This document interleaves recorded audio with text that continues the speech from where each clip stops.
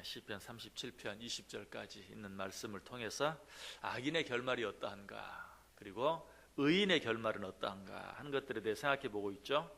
그런데 오늘 본문 가운데 있는 21절과 22절을 보면 악인의 결말과 의인의 결말을 동시에 말해주고 있는 것을 보게 돼요.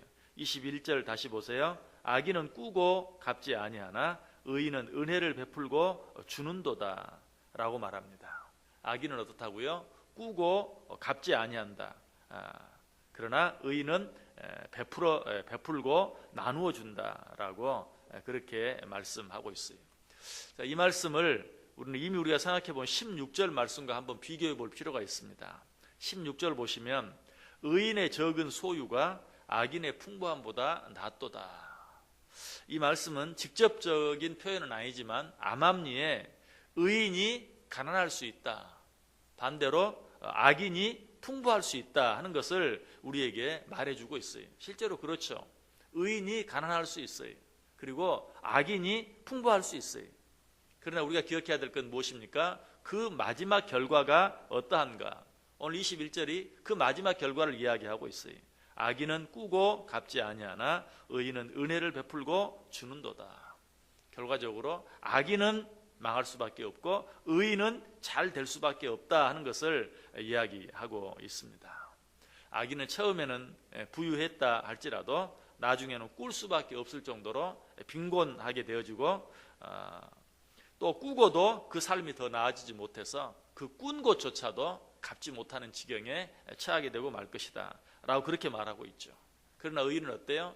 지금은 설령 가난하다 할지라도, 잠깐 가난한 지경에 처한다 할지라도 하나님의 궁극적인 축복으로 말미암아서 풍성하게 된다. 그리고 꾸지 않아도 될 뿐만 아니라 남에게 베풀고 줄 수 있는 그런 상황까지 되어진다라고 말하고 있어요. 이것이 의인의 결론이다. 이런 사실은 신명기 28장 12절에서 잘 나타나 있습니다.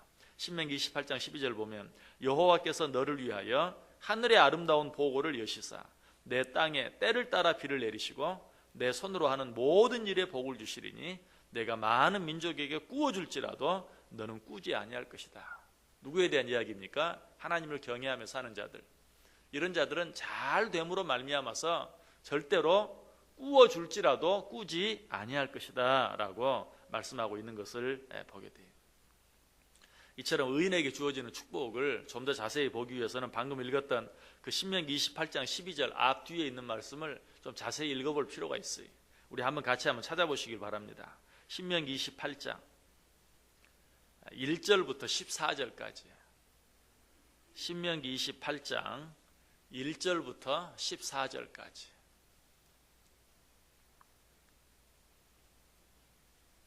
하나님을 의지하고 하나님의 말씀을 듣고 그 말씀대로 순종하며 살아가는 자들, 즉 의인이 받는 은혜와 축복이 무엇인지 신명기 28장 1절부터 14절 교독하겠습니다. 제가 먼저 1절 읽습니다.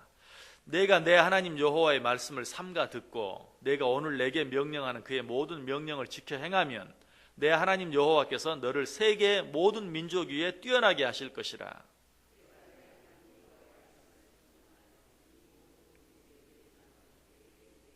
성읍에서도 복을 받고 들에서도 복을 받을 것이며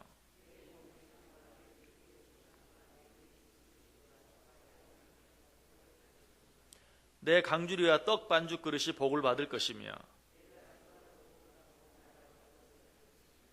여호와께서 너를 대적하기 위해 일어난 적군들을 내 앞에서 패하게 하시리라. 그들이 한 길로 너를 치러 들어왔으나 내 앞에서 7길로 도망하리라.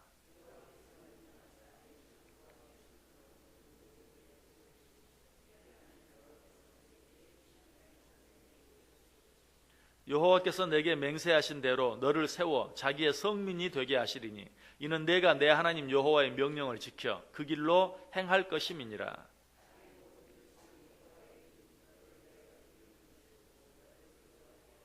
여호와께서 내게 주리라고 내 조상들에게 맹세하신 땅에서 내게 복을 주사 내 몸의 소생과 가축의 새끼와 토지의 소산을 많게 하시며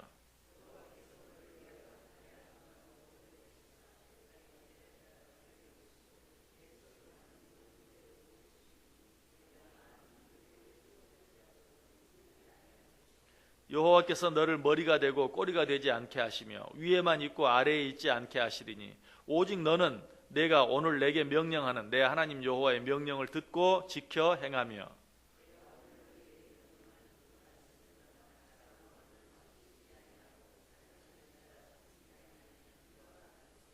아멘.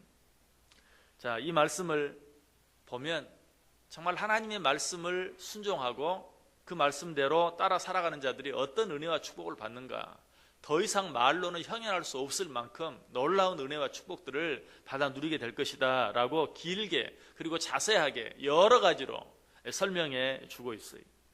그런데 이 말씀을 한마디로 요약한 말씀이 오늘 본문 끝에 있는 26절 말씀이 그는 종일토록 은혜를 베풀고 꾸어주니 그의 자손이 복을 받는도다.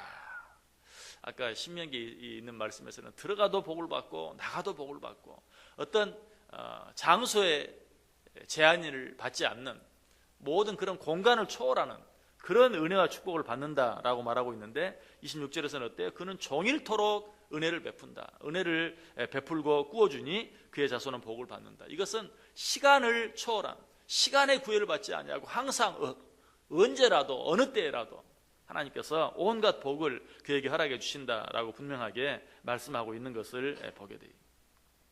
이것이 의인들이 받는 축복이, 이것이 의인들에게 주어지는 축복이다. 의인들은 나눠주고도 베풀고도 더 풍성해지는 그런 은혜와 축복을 받아요.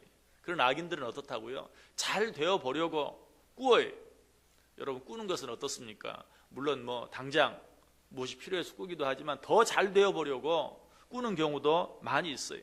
악인들은 더 잘 되어 보려고 꾸는데도 어때요? 더 잘 되기는커녕 그 꾼 것조차도 갚을 수 없는 그런 지경에 처하게 되고 만다. 더 궁핍해지고 만다. 악인은 꾸고 갚지 아니하나 의인은 은혜를 베풀고 주는도다. 여러분, 우리는 어떤 일들을 하나님이 기뻐하시는지 생각하며 살아야 돼요. 하나님이 기뻐하시는 길을 가고 하나님이 기뻐하시는 삶을 살면 하나님은 반드시 그러한 자와 함께 하시고 더 많이 베풀고 더 많이 나누어 줄 수 있는 그런 지경까지 하나님이 축복해 주신다 하는 것을 우리에게 말씀해 주고 있어요. 그런데 이 말씀을 좀 자세히 보면 이 말씀 속에는 의인이 되는 길 혹은 악인이 되는 길, 좀 더 자세히 말하면 의인이 되어 복을 받을 수 있는 길, 악인이 되어 망할 수밖에 없는 길들이 거기에 나타나 있고 소개되어 있는 것을 보게 돼요. 자, 어떻게 하면 의인이 되어 더 잘 될 수 있습니까? 그것은 나누어 주고 베풀기를 좋아하면 의인이 되고 더 잘 될 수 있다 하는 것을 우리에게 말씀해 주고 있어요.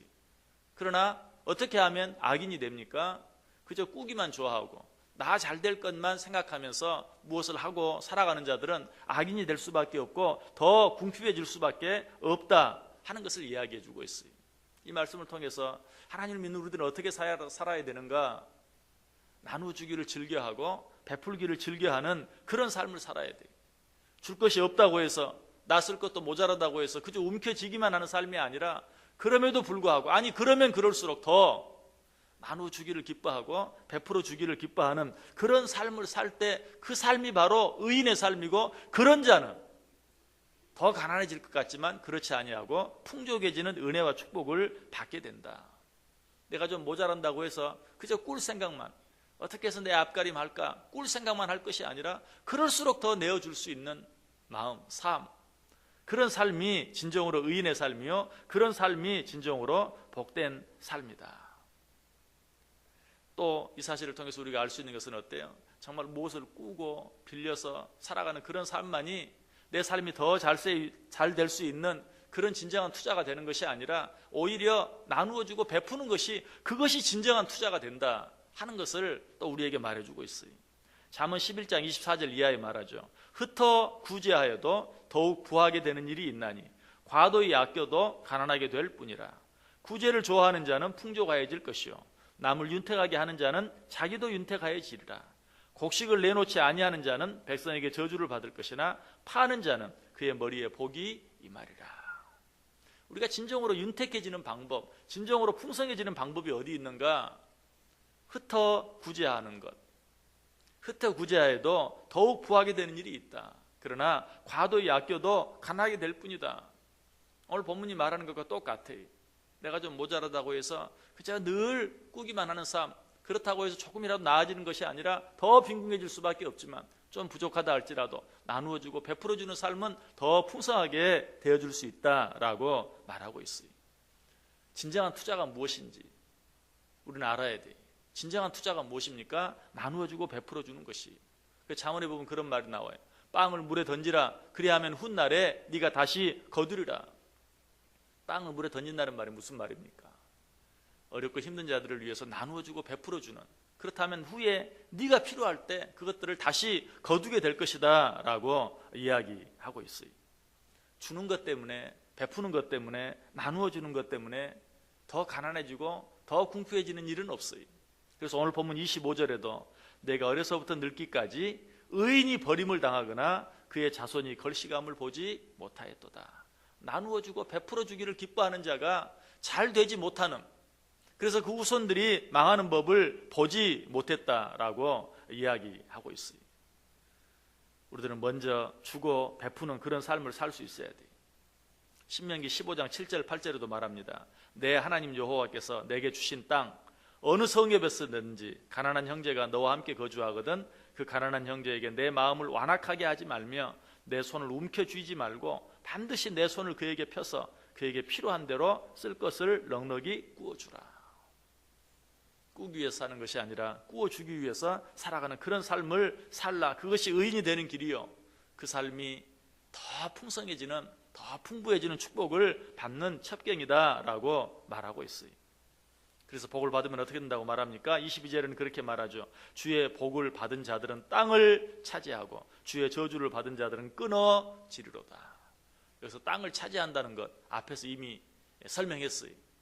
땅을 차지한다는 게 뭐라고 했어요? 더 많은 땅을 가진다? 물론 그런 의미도 여기에 있어요. 그러나 보다 중요한 의미는 진정으로 이 땅에서 영향력을 미치는 삶을 살 수 있게 된다라고 말씀드렸어요. 누가? 나누어주고 베푸는 자, 그런 자들이 땅을 차지하는, 이 세상에 살면서 영향력을 끼치는, 성경적으로 말하면 이 세상에서 빛과 소금의 역할을 감당하며 살아가는 참으로 귀한 자들이 되어질 것을 우리에게 말씀해 주고 있습니다. 오늘날 어떻게 살기를 원하십니까? 우리의 삶이 비록 다 넉넉하지 못하고 또 풍성하지 못하다 할지라도 나보다 더 못한 자들을 생각하면서 나누어주고 베풀어 줄 수 있는 그런 삶, 그런 삶만이 더 풍성해지는 그런 삶이 되어질 수 있다는 것 기억하고 하나님이 내게 주신 것 생각하면서 먼저 감사하고, 감사함으로 나보다 더 못한 자들을 돌아보고 사랑하고 베풀어주고 나누어주는 삶을 통해서 진정으로 더 풍성해지는 그러한 저와 여러분의 삶이 될 수 있기를, 무엇보다도 이 땅에 살아가면서 그리스도인으로서의 영향력을 미치며 살아갈 수 있는 복된 인생들 다 되시기를 주님의 이름으로 간절히 축원합니다. 기도하겠습니다.